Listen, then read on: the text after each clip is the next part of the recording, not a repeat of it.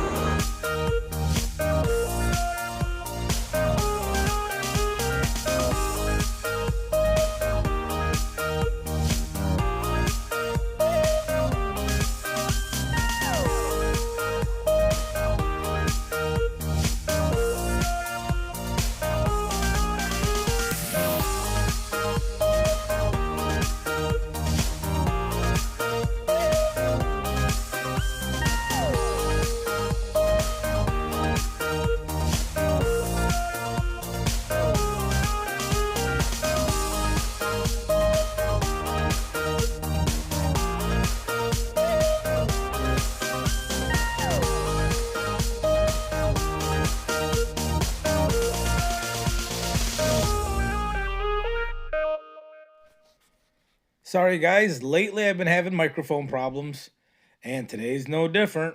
I bought a new set of microphones, and as I'm going along here, the battery died. Now I thought they were charging every time I put them back in the docking station, but I guess that they don't. So I'm sorry about that. There's no video or audio at the end here.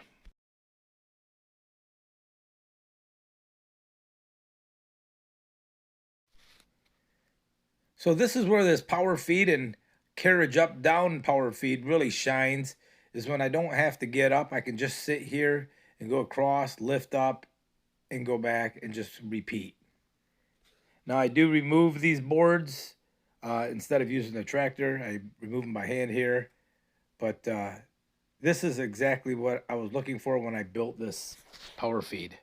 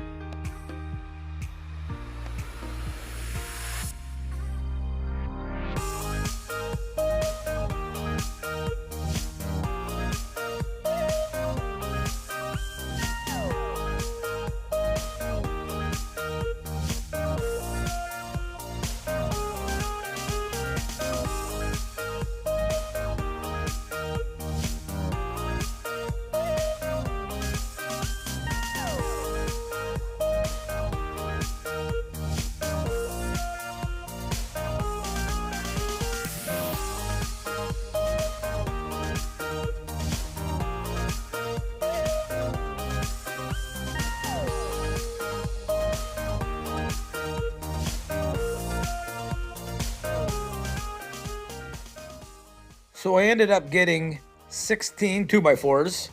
Actually, they're 1.5 by 3.5 nominal 2x4s. And we ended up getting 11 10 by 3/4 by 7 foot long boards as well. So it was a good day at the mill. Hopefully you enjoyed the video, and thank you very much, and we'll see you at the mill next time. If you're so inclined, would you please hit the subscribe button? It really helps the channel out. And while you're there, why don't you comment and leave a like? We'll see ya.